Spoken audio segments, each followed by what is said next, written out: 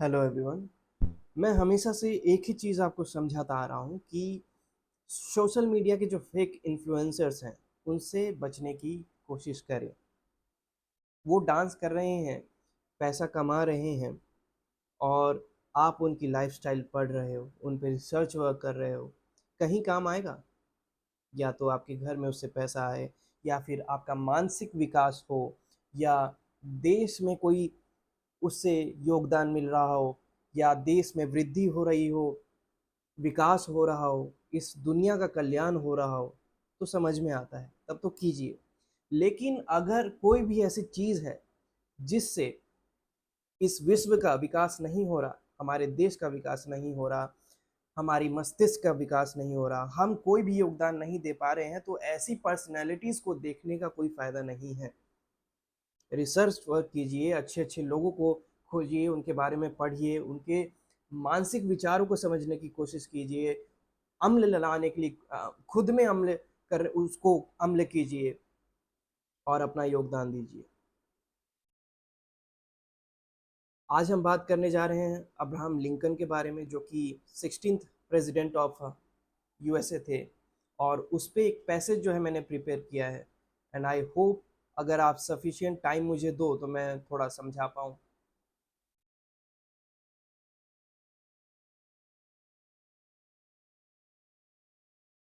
मैं पॉइंट्स भूल जाता तो मैंने सभी पॉइंट्स जो हैं वो लिख लिए हैं, एंड आई होप समवेयर ये आपके काम आएगा।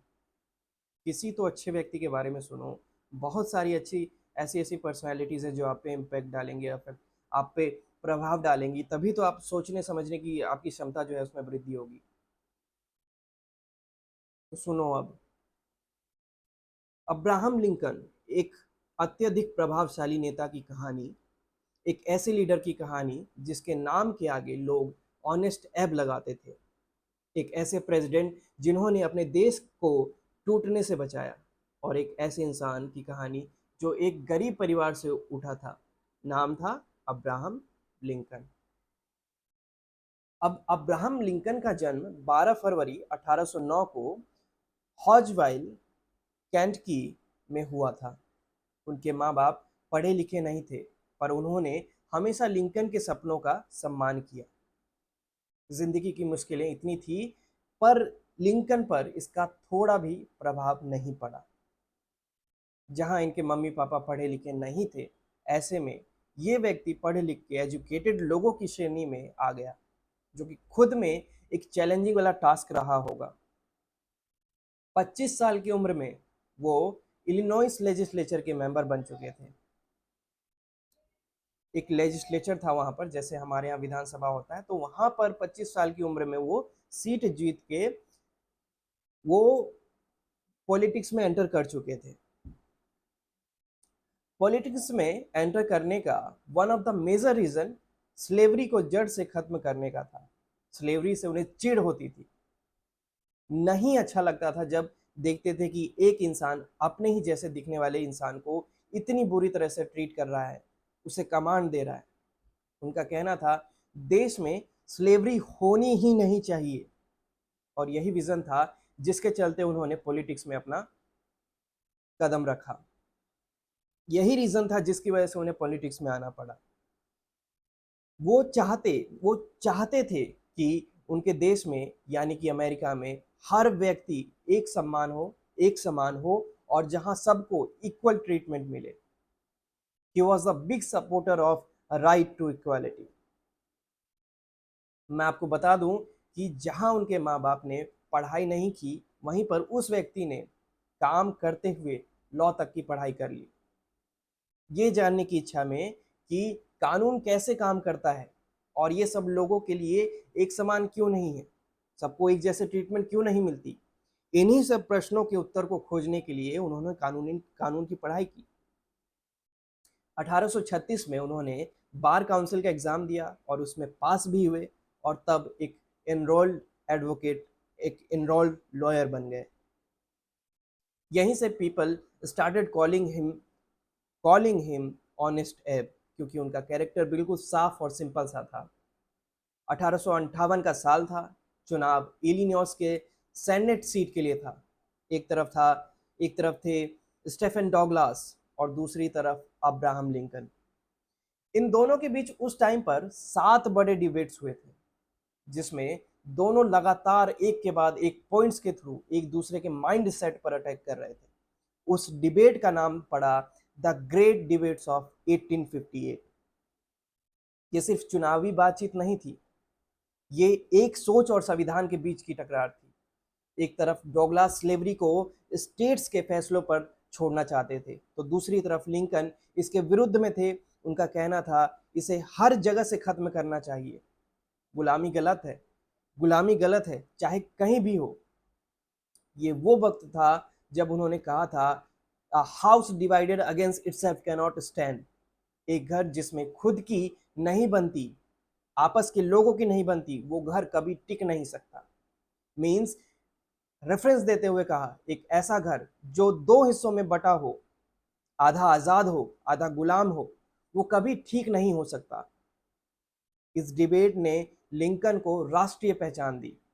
वो इलेक्शन भले ही हार गए, पर उस दिन अमेरिका ने एक नए नेता से मिल अब एक नए नेता से अमेरिका को एक नया नेता मिल गया था, एक नया लीडर मिल गया था, जिसका नाम था अब्राहम लिंकन। वो 1858 का चुनाव भले ही हार गए हों, लेकिन लोगों का दिल जो है उन्होंने जीत लिया था। उसी के ठीक 2 साल बाद उनको प्रेसिडेंट का कैंडिडेट घोषित कर दिया जाता है। 1860 में जाके अब्राहम लिंकन जो है अमेरिका के 16th प्रेसिडेंट बन जाते हैं। लेकिन उसके बाद नॉर्थ और साउथ में मतभेद बहुत बढ़ने लगते हैं। साउथ स्लेवरी को सपोर्ट करता था, लिंकन इसके अगेंस्ट थे, और यही रिफ्ट अमेरिका में सिविल वॉर की वजह बन गई। एक ऐसा सिविल वॉर जिसको उन्होंने डील किया। विषय काफी रेवोल्यूशनरी था, राइट टू इक्वालिटी का। और जब भी कोई व्यक्ति रेवोल्यूशन लाने की कोशिश करता है तो उसको समाज के अगेंस्ट में, समाज के विरुद्ध जाना पड़ता है, उसको पूरे समाज से लड़ना पड़ता है अकेले। ऐसे नहीं आता है रेवोल्यूशन। फिर देखते देखते 1861 में सिविल वॉर शुरू हो गया। एक ऐसा ब्लडी कॉन्फ्लिक्ट जिसमें लाखों लोग मारे गए। सिचुएशन ऐसी कि सिचुएशन को हैंडल करना ही मुश्किल हो गया था। बट इस व्यक्ति ने मानो बचपन से ही ऐसी परिस्थितियों में पला बढ़ा कि बुरे से बुरे सिचुएशन को हैंडल करने की क्षमता रखता था ये। 1863 में इन्होंने एक रेवोल्यूशनरी ऑर्डर पास किया, the proclamation the emancipation proclamation, जिसमें कहा गया कि कॉन्फेडरेट स्टेट सभी गुलामों को आज़ाद किया जाता है और वो सभी अब आज़ाद हैं। उस बिल ऑर्डर के कारण 3 मिलियन, उस टाइम पे 3 मिलियन सोचो, उस टाइम पे लगभग 30 लाख मजदूरों को, 30 लाख स्लेव्स को, जो कि बंधुआ मजदूर थे, उनको आज़ादी दिलाई गई, उनको आज़ादी मिली। और फिर आया 13th अमेंडमेंट, जिसमें स्लेवरी को हमेशा हमेशा के लिए खत्म कर दिया गया। उपद्रवियों के सभी प्रयास असफल होने के बाद और लिंकन के अपने ही डिसीजन पे अड़े रहने पर अप्रैल 9 1865 को सिविल वॉर फाइनली एंड हो जाता है।